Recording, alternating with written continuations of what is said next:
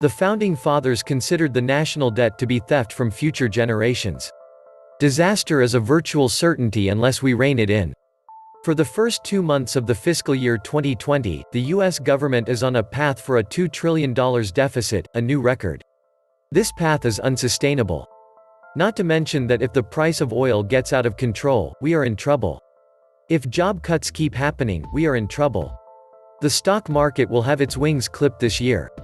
The Fed won't be able to fund a war and pump the market at the same time. Too many plates are spinning. Lipstick on a pig. Yeah, we got this. Underfunded liabilities are going to give all of us a huge wake-up call. Can't fix the economy? Start a war. How many times have we seen this play out? It's getting too predictable. The Fed has pumped $3 trillion into the markets since September 17 and plans to pump another $2.8 trillion through January 18. The Fed is also buying $60 billion in treasuries a month. The collapse already started. Generally, when a collapse is about to accelerate, the elites use crisis events as cover to distract the public and produce scapegoats. Wagging the dog, so to speak. In this case, a war with Iran. Welcome to the Atlantis Report. The collapse is a process, but people won't notice it until they wake up one day, and the dollar has been devalued by 50%. Or major exporting countries no longer accept the dollar as payment. The igniter could be the debt bubble, which is the nuke. A booming economy can no longer cure it. Too big now for Trump to defuse without it detonating. That was tried in the second half of 2018. Great job by Obama in keeping interest rates near zero for way too long, building a debt-fueled market bubble that is truly biblical. The igniter is margin debt in the markets. And the market can be tipped by the elites through several mechanisms to panic margin holders. Market crashes due to margin call panic and then nuclear chain reaction, recession hits. Hundreds of Russell 2000 zombie companies who are leveraged up to their eyeballs in debt, from leveraged stock buyback money grabs, can no longer service it and go belly up. The Fed can do nothing about that but will print more money, unemployment skyrockets, government tax revenues plummet, new taxes are created to service pensions, and so on and so on. Then progressive socialism rises as a lifeboat for the millions taking their last gasps as the US debt financial juggernaut slips below the surface. The water recedes, and we are left with a country that is now a dried-up swamp upon which to build utopia. The mother of all financial crisis will start this year. The financial crisis will be outside the USA. It is a politically caused crisis. Politicians never act before a crisis. And they never accept responsibility for what they have done. Here in the USA, the societal thinking is changing from, if you don't think like me, you are wrong, to, if you don't think like me, I hate you. The 2020 presidential election will be the most violent election since 1968. The losers of the election will not accept the result even more strongly than the 2016 election. There will be a major political event in the US in 2022. This will set the stage for the 2024 presidential elections. There will be unprecedented violence during this election cycle as people start to splinter into like-thinking groups for acceptance and safety. Then there is the 2028 presidential election cycle. This is where societal thinking will change from, if you don't think like me, I hate you, to, if you don't think like me, I will kill you. This election cycle, you will see people killing each other over their political beliefs. Once this happens, civilization, as we know, will end in 5 to 10 years.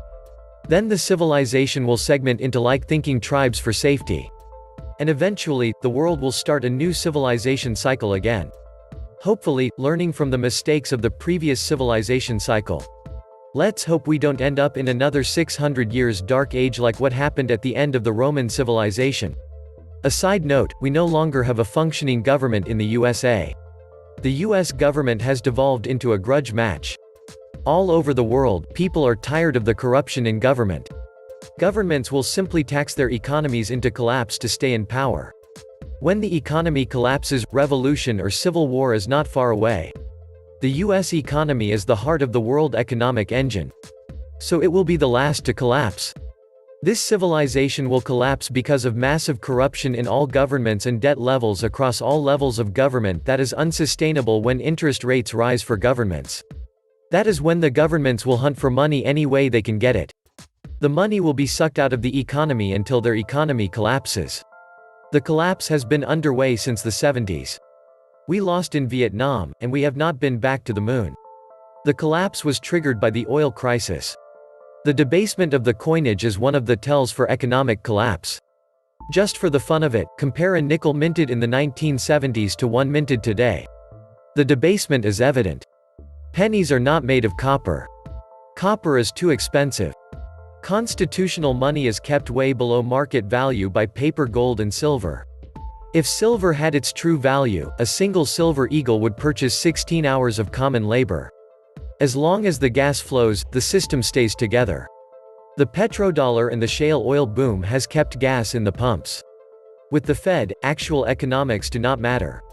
They can continue to fund unprofitable oil production right up, and until the point, the dollar dies. And when the dollar dies, the banker elite in their own ship of state will roll over. What follows is broken supply chains, failed cities, and failed states. The oligarchy has known the unwind is coming. That is why the deep state has moved to Mormon country, and the super rich has bought their enclaves in New Zealand. That is why Homeland Security has bought enough ammunition to fight a land war for 20 years. The goal is to disarm the rest of us so that we can be cordoned off and starved to death. Things are unwinding slowly. That will continue until we run up against Liebig's law of the minimum. Then it will happen all at once. The herd senses this. That is why the prepper movement is so large. That is why the populace has bought over 400 million firearms in the last decade. Disarming America will be very hard but not impossible. They might as well just try. I expect full guerrilla civil war in that case, and a conflagration epic in proportion as Americans being disarmed fight like it is Armageddon. We truly are living in the opening chapters of the Turner Diaries or the Mandibles.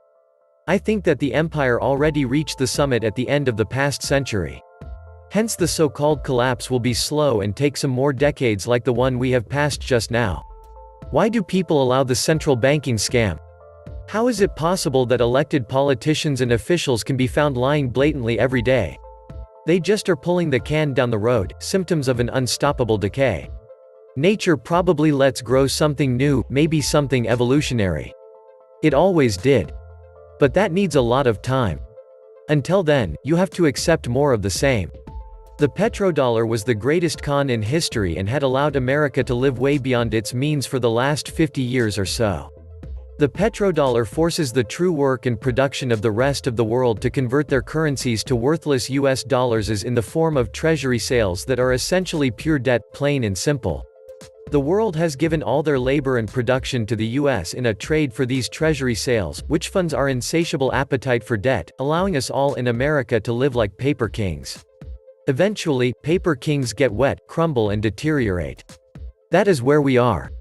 And the world has woken up to this fact and are already circumnavigating the petrodollar system and the SWIFT payment system as the countries of the world begin to repatriate and hoard gold and silver, awaiting the Great Reset, which will end King Dollar and likely be replaced by some form of a global cryptocurrency backed by tangible assets, likely precious metals. It won't be the demise of America, but there will be pain, and lots of it for many, before we finally begin to rebuild to the point that we actually produce real products instead of moving money around during this final financialization blow-off top of the US economy and end of the reign as the world leader. The world has given all their labor and production to the US in a trade for these treasury sales, which funds our appetite for debt, allowing all of us in America to live like paper kings. And in return, our leaders here in America, has for decades, been able to convince the public that we must remain the police of the world and that our young must continue to die fighting wars overseas. This has been a trade-off that the rest of the world has enjoyed. The unilateral power era is collapsing, and if things continue as they have much longer, that era will definitely be at an end. Will the war be used to attempt to stave off this collapse? In any case, significant social engineering will be needed to fortify the empire going forward. The crash will be a crisis that will not go to waste. It will allow substantial social engineering. I suspect that our owners are split on the kind of social engineering that will take place after the crash. One side posits socialism, Green New Deals, and MMT, FDR Part 2. Trump posits, what? 2009 Redux, Endless Hot War, MAGA. It's less clear where the Trump road leads. The US is in decline, but it is not due to elites, only whoever they may be. It is due to the abandonment of the principles that made the country great: federalism, limited government, individualism rather than collectivism. Today, most people want something from the government, not to be free from it. It is also unclear that a multiracial society can be successful long-term. We've been in recession ever since the Fed started QE. They fool only the foolish. The US is today just a war machine run by a criminal crime syndicate of government and corporate America. Our currency has been devalued since 1971, and society is more decadent and perverted than ever in its history. The only question now is, will the elites allow the crash to spread further into Main Street and strike markets before or after the 2020 election? No truer words were ever spoken. Trump, Merkel, Macron, Johnson, Trudeau, and most leaders of the Western world are bankers' own puppets. There is no republic left and precious little democracy. Oligarchic banksters reign supreme over what are in effect slave colonies that are fed a daily diet of lies and propaganda. The question is how to escape this lunatic slave colony created for us when most of the occupants have warped minds, and some are certifiably mad. This was the Atlantis Report. Please like, share, and subscribe. Thank you.